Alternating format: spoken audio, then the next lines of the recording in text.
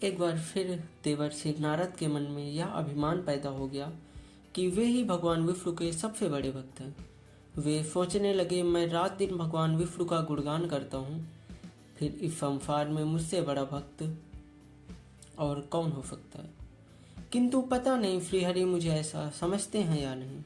यह विचार कर नारद भगवान विष्णु के पास क्षीर सागर में पहुंचे और उन्हें प्रणाम किया। विष्णु जी बोले, आओ नारद, कहो कैसे आना हुआ। नारद बोले, भगवान मैं आपसे एक बात पूछने आया हूँ। भगवान विष्णु बोले, मैं तुम्हारे मन की बात जानता हूँ नारद, फिर भी तुम्हारे मुख से सुनना चाहता हूँ। नारद ने कहा, हे देव, मैं जीवन भर आपका गुणगान करता हूँ। पल पल हर क्षण मुझे बस आपका ही ध्यान रहता है।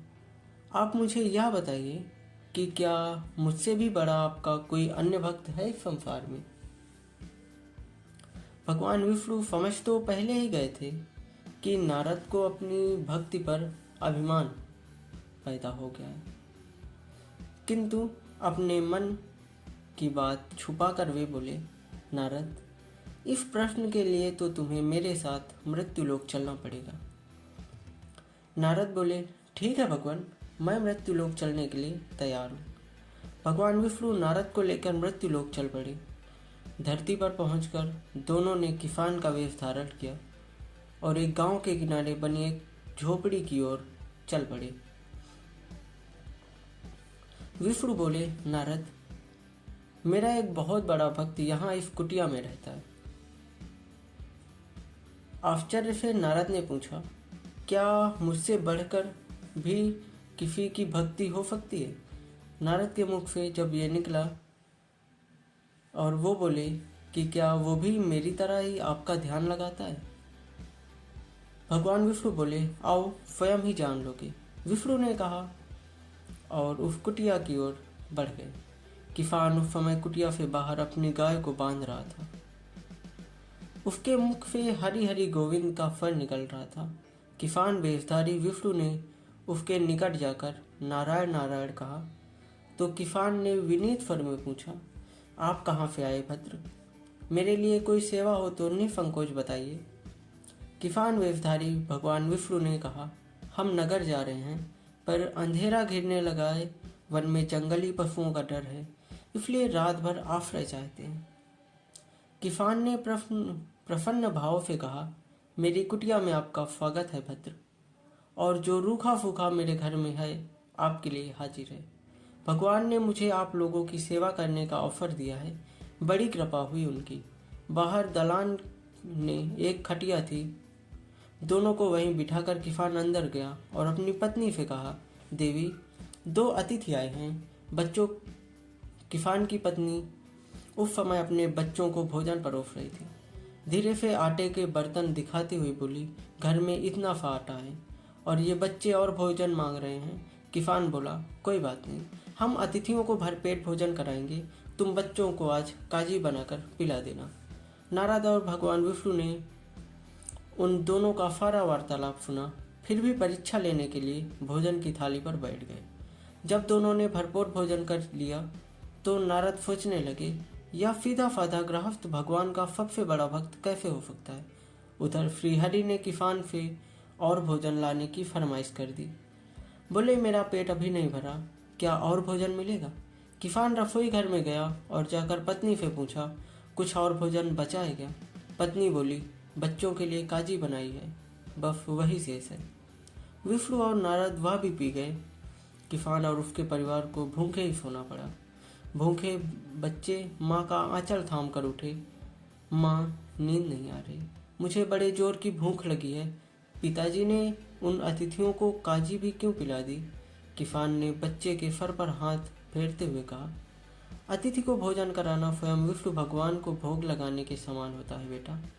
बाहर दालान में दोनों अतिथि अलग अलग बिस्तरों पर लेटे हुए थे।